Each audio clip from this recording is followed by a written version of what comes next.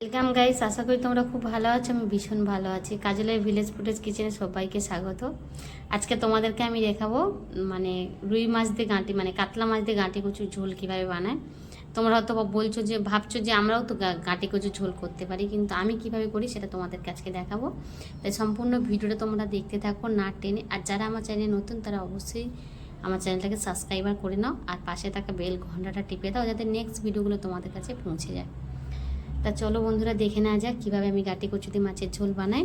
সেটা তোমরা সম্পূর্ণভাবে দেখতে থাকো। আর এই গাঁটি কচুর ঝোলটা আমার খুব ভালো লাগে, তাই জন্য আমি একটু বড় বড় পিস করে মাছ গাঁটি কচুর ঝোল করি। দেখো এখানে এই মাছের পিসগুলো দিয়ে মাছগুলো ভালো করে ধুয়ে নিচ্ছি। পরিষ্কার করে মাছগুলোকে ধুয়ে নিলাম।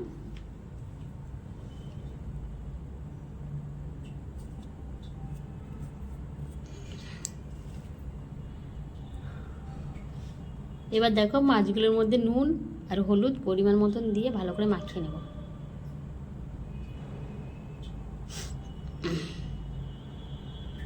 লবণটা একটু পরিমাণে বেশি দেবো, যেন লবণটা না দিলে মাছটা ভালো উঠবে না।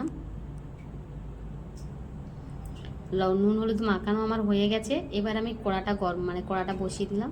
কড়াটা গরম হয়ে গেছে, তেল দিচ্ছি। তেলটা আমি খুব ভালো করে গরম করবো। যতক্ষণ না তেল থেকে ধোঁয়া বেরোবে ততক্ষণ আমি কোনো মাছই এখানে ছাড়বো না, কেন মাছটা বড় সাইজের তো। এই যদি কাঁচা তেলে ছেড়ে দিই মাছটাকে উল্টাতেও পারবো না। এই কারণে মাছটা দেখছি আমি এক পিস ভাজছি, দু পিসও ভাজতে পারছি না, এতটাই বড়। আর যাই হোক, এরকম উল্টে পেল্টে আমি আস্তে আস্তে করে ভেজে নিচ্ছি। এক এক করে মাছগুলো সম্পূর্ণভাবে ভেজে নেবো আমি। ভাজা হয়ে গেছে, এটাকে আমি তুলে ফেলছি। আরও আমি দুটো দিয়ে দেবো এখানে, আবার দুটো দিতে পারবো। আবার দুটো দিয়ে দিলাম।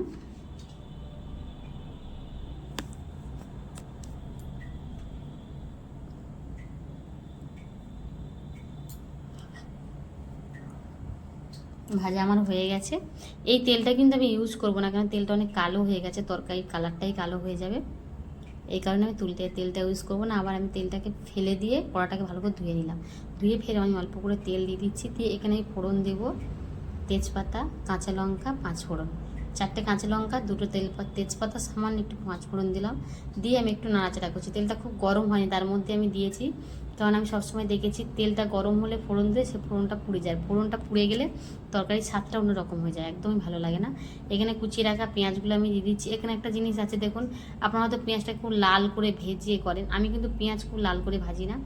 একটু সামান্য লাল হলে তার মধ্যে আমি সবজিটা দিয়ে দিই, কেননা আমি যেটা মনে করি যে একটু সবজিটা এরকম টাইপের দিলে সবজির টেস্টটা মানে তরকারির টেস্টটা খুব ভালো হয়। আর যাই হোক, কচু আলুটা আমি দিয়ে দিলাম। দিয়ে এবার আমি এরকম করে নাড়াচাড়া করতে থাকবো। একটু ভাজা ভাজা হলে এখানে আমি আদা অ্যাড করব।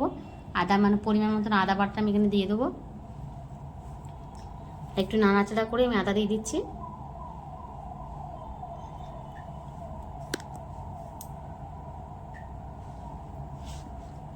আদাটা দিয়ে আমি ফের নাড়াচাড়া করে নেবো, আদাটা যাতে এর সাথে মিক্স হয়ে যায়।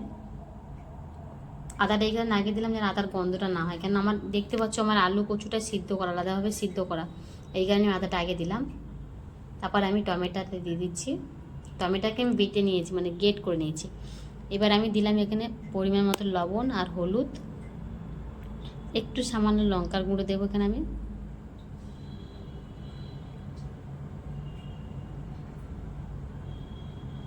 দেখছো কচুটা সিদ্ধই প্রায় হয়ে গেছে, জাস্ট কষে জল দিলেই আমার রান্নাটা শেষ।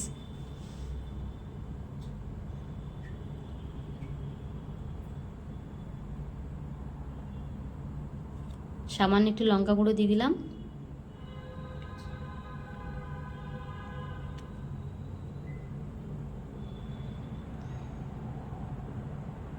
এবার আমি পরিমাণ মতন জল দিচ্ছি। আমার তরকারিটা কষা হয়ে গেছে, কেন প্রথমেই বললাম আমার আদাটা মানে আলুটা আর কচুটা সিদ্ধ ছিল, এই কারণে আমার বেশিক্ষণ কষতে টাইম লাগেনি।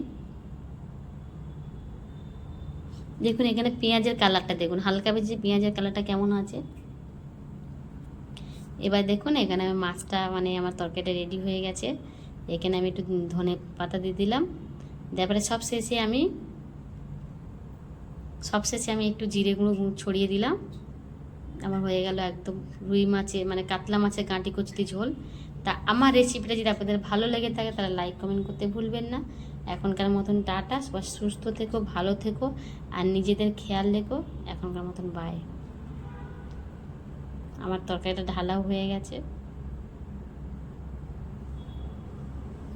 সবাইকে টাটা গায়ে, সবাই ভালো থেকো, সুস্থ থেকো, নিজের খেয়াল রাখো, বাই।